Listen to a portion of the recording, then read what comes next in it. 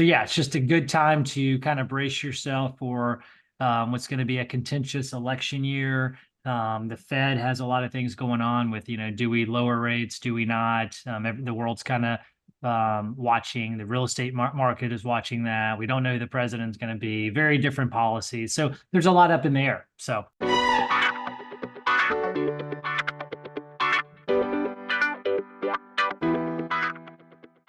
Good morning and welcome to the Retire While You Work podcast. I'm joined with David Adams, CEO, founder of Adams Wealth Partners, and Carson Odom, another wealth advisor here on the team.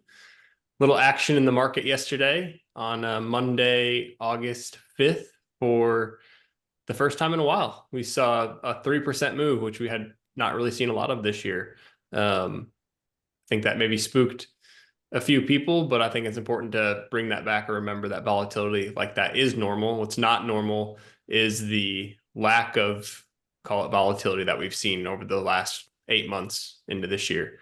What were your guys' thoughts on a day like yesterday? David, maybe let you go first, and just seeing volatility like that come back. I know there's a lot going on with an election this year and interest rates and a lot of stuff, inflation. So what are your just initial thoughts on a day like yesterday? I think it's interesting when you said it perfect when you said it is normal, but it hasn't been normal of recent. So, you look back, just COVID, March of 2020, the market fell 31% in a matter of 30 days, which I think that was the worst or fastest drop in the history of the market. And we sat here in this office and went through that and then watched, 4, 6, 8 weeks later, it come back.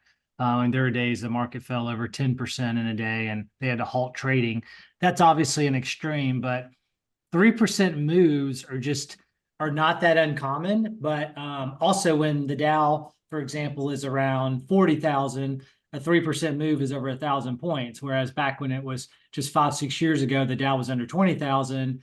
You'd see a 400 or 500 point day, and that was a huge day. So it's all relative to the numbers, and most people look at just the raw number and not the percentage. So it is alarming when you see big days like that. But again, to your point, it's not unusual. I think volatility is obviously starting to peak back in and come back in, which isn't always a bad thing. It usually, it goes both ways, but it does cause more fear to creep up from investors. I woke up to, 4 or 5 client messages and calls, which I haven't had in a while. And they were seasoned investors just kind of asking, hey, what's going on? Do we need to do anything? We're out of town, not panic, but just like, wow, we didn't even know things were this chaotic. And so yeah, it's just a good time to kind of brace yourself for what's going to be a contentious election year. The Fed has a lot of things going on with, do we lower rates? Do we not? The world's kind of watching. The real estate market is watching that. We don't know who the president's going to be. Very different policies. So there's a lot up in the air. So that's my initial take. Quick. This is a pretty interesting chart just about volatility. And it's essentially going back to 2020 and how volatile stocks have been and how volatile stocks haven't been. So what's essentially happened here is in 2020, we had some major swings in the stock market, all the way from a day where it was down 12%.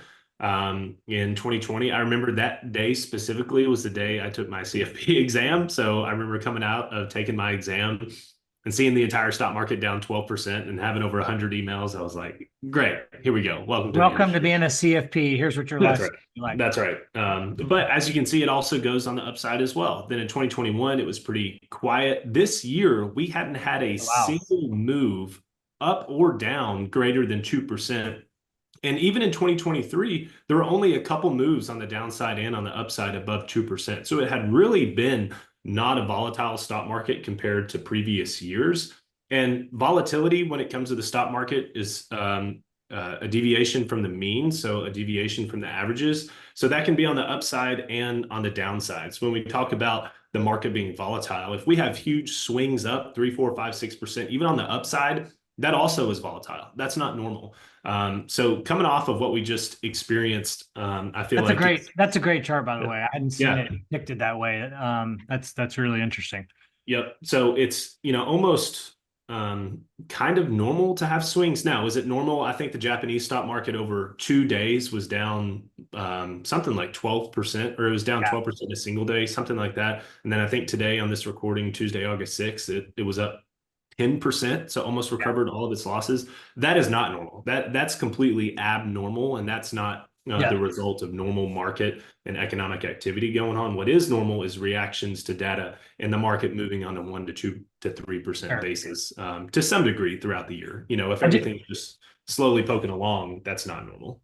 Another thing I woke up to, I saw in the headlines yesterday, something to the effect, Warren Buffett holding cash or going to cash. And the reality is, I think the way the media puts things out in general, and then the way our quick brains, and we're all in a hurry, the way we perceive and read things, could read something like Warren Buffett went all cash. That is not at all what it said. But I had several people say, wow, did you see Warren Buffett went cash? Myles, any thoughts on that? I know what actually happened and what people were saying. Just when I was at the gym with my trainer doing a little workout in between meetings, I had a couple people say, "Oh, Warren Buffett went to cash," and I've tried to correct them. Yeah, I feel like, his numbers are just so big. He's handling billions of dollars, and so it's like if he sells, are they bigger than yours personal numbers? Maybe like a percent or two. But he's talking, so if he sells 300 billion of Apple stock or whatever the number was, that may only be a few percent of his portfolio that he's taking to cash. It's not like 300 billion is, David, to your point, he's moving 50% of his portfolio into cash. I think with where he stands right now, he has probably more cash than he has in the last few years, maybe 10, 15% somewhere in there. But if you know anything about Warren Buffett or what his investing principles are, I think it's a good bet that when he feels the market is at a good level, he's going to put that money to work right away. That's just his one-time tested principle is I think he even says it, when there's blood in the streets, he gets excited because he knows there's opportunities to buy. And that's exactly what he was doing. If you look at 2008, that's exactly what he was doing. He started buying a lot of stock when everybody was running for the hills and going to cash. He was buying, and that paid huge rewards to him over the next 15 years, 16 years from where we sit today. Think about it. He's looking at it and saying, all right, so cash now is paying, let's say 4 or 5% plus. It's actually, not a bad place to sit when you have a stock market that's been hitting all-time highs. It's not as though he took his billions of portfolio and went all cash, trying to time the market, waiting for it to hit bottom. He's just maybe, reallocated, left a little bit more in cash. Maybe he's 85% stocks, 15% cash, maybe 5, 7, 8% more cash than normal, which is something we've done with some of our clients just in models, going a little bit more defensive, but just on the margin. Also keep in mind, again, like Myles said, with his numbers, he's getting new dividends and cash in all the time. And so he can accumulate cash, and he might have just decided, I'm not going to reinvest this cash for a year or so because I think there's going to be an opportunity to get in at a better place. But he is a buy and hold long-term investor. So just an example, my point of that is, without getting into the weeds of his portfolio, is what people heard and saw in a quick social media glance could not be further from the reality of one of the largest investor in the world's investment philosophy. Yeah, that's right. And pullbacks like this are normal. It's normal there's all the charts out there. I don't know if you have one, Carson, or not, but it's normal for the market to pull back 10 or 15% in any given year, even when the market finishes up 15, 20%. To David's point, you look at 2020 when the market fell 30% in 30 days and then finished up 25, 26%, I think, in a year like that year. So pullbacks are normal. They're healthy for the market, and they bring things back to the mean and the averages so that stocks move higher. That's right. So in this graphic, how it's depicted, Buffett's essentially had over $100 billion of cash since 2018 or so. And he's had over 150 billion of cash over the past year or so. And he just made a move over 250 billion in cash. So again, this is not his move to cash and selling half of his stake in Apple. One, he's historically had a bunch of cash and he's looking for opportunities, and he's going to put the cash to work. Two, he's not just sitting all cash. This is a small portion of his entire portfolio. And three, Apple is still his biggest holding. So yes, he has sold half of his Apple stake, but Apple is still his biggest investment.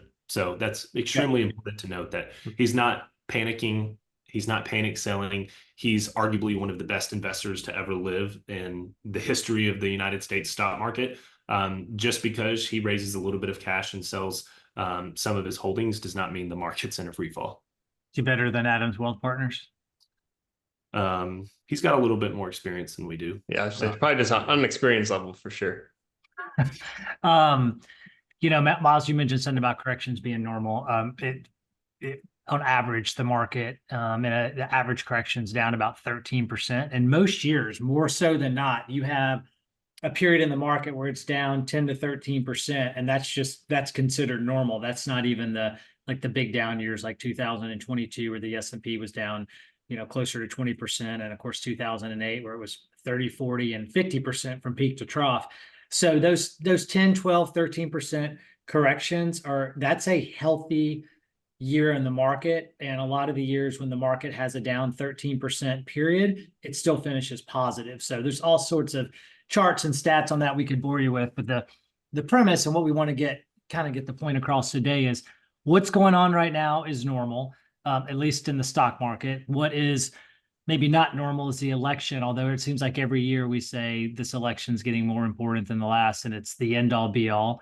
On that note, yes, it is very contentious, but I heard clients back in 2012 with Obama, then 2016 with Trump, 2020 with Biden, depending on their political affiliation. Oh my gosh, if this person gets in, then the stock market's going to tank. I want to go all cash. And that's always been historically a terrible way to invest your money. Usually we have balance in Congress, and the market tends to do about the same, or to do the best when you have a divided Congress, is Republican Senate, excuse me, Democratic House, or Republican or Democratic president. So it doesn't really matter for the stock market. Why? Because good companies, if they find a way to make money, which they have even through the inflationary period, their stock still goes up. And most of these good companies have figured out how to do that.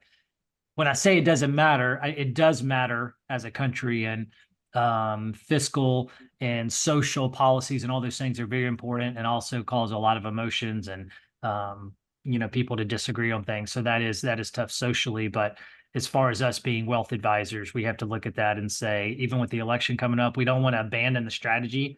But we do, again, we make tactical shifts, small tactical shifts based on what we're hearing. The biggest investors in the world, the BlackRocks, the Goldman Sachs, the JP Morgans, what are they doing? And then how do we apply that to our clients? What's if everybody's going 10% more defensive, we look at maybe how do we implement that in our portfolios, and then down to the individual actual client level by asking things like, how much cash do you need? Are you about to purchase or sell a house? Are you selling your business this year? Do you plan on retiring in the next 5 years? It's all about kind of filtering that information down to the client level and not reacting on emotion.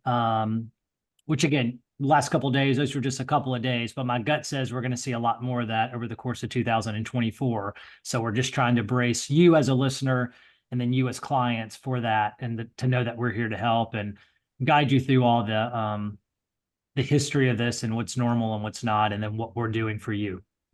And I would add too, I know I spoke to a couple people yesterday who were a little bit worried, and market's still around all-time highs. So if you have big expenses coming up in the next 6-12 months, I don't think it's wrong to take that money to cash that you're going to be needing, because we're 5 and 6% off the highs. That's pretty good, all things considered. And so if there's any big expenses that people know that they're going to have in the next 6 or 12 months, put that in a money market, make 5% while you still can, and then use it when that time does come. And keep in mind, the Fed's probably going to drop rates soon. And then as that happens, some of those nice money market rates will probably drop as well. And then that could be a catalyst for people that have a lot of cash on the sidelines. If all of a sudden now they're making 3% and the stock market's fallen 7-8%, usually you see money go right back into the market. So you just don't want to get caught in that kind of that ebb and flow. Usually the retail investor, which is all of us and clients, versus the big institutional investors over 100 million plus. The retail investors get burnt on those trades, and the institutional investors, they know how to kind of move the market down a little bit, then they buy back in and make a couple percent as people start fear selling their 401ks. So we don't want to see you do that. So, Yeah. And I was gonna say, Carson, go ahead. One kind of final point, maybe. Yeah, just wanted to make sure it's important to note with cash that it feels great to be in a money market paying 5% depending on where you're at. That's not going to last forever. That's an annual rate. That's if rates stay the same. Here's where your rate is going to be if that's the same rate over the course of a year. It's not guaranteed, but we can almost say that by the end of this year, rates are going to be lower. Next year, they're going to continue to lower interest rates. Your interest rate you might be getting on your money market by the end of next year might be in the low 4s, high 3s. I mean, it's going down. So if you have cash on the sidelines for the sake of having cash on the sidelines because the money market feels good at 5%, have a discussion with somebody. You don't have to throw it into the stock market and become full risk on. You can take incremental steps. If cash on a risk scale of 1 to 10 is a 1, you can even go up to a 2, to a 3 to add some bonds to your portfolio and capture some momentum as they lower rates to potentially make some money and not be stuck in cash when rates are, back down to 3%. Bonds were up 2 or 3% just over the last couple of days when stocks were down. Right. So that's another thing to look at. So that's what that was my point. Just that diversification is important because, David, to your point, bonds were positive, acting more like fixed income when stocks were down the last couple of days. Yeah. Okay. Yeah. Well, a lot of thoughts there. We'll continue this dialogue over the coming weeks. And if you're a client, you're getting our other information that we send out regularly on these topics. We're here to help. And thanks for listening to Retire While You Work. Thank you.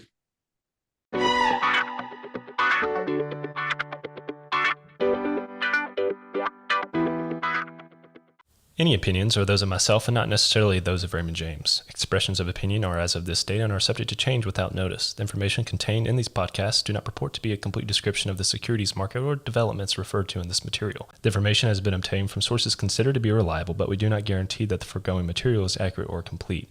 Every investor's situation is unique, and you should consider your investment goals, risk tolerance, and time horizon before making any investment. Prior to making an investment decision, please consult with your financial advisor about your individual situation. Any hypothetical examples are for illustration purposes only. Actual investor results will vary. Raymond James does not provide legal or tax services. Please discuss these matters with the appropriate professional.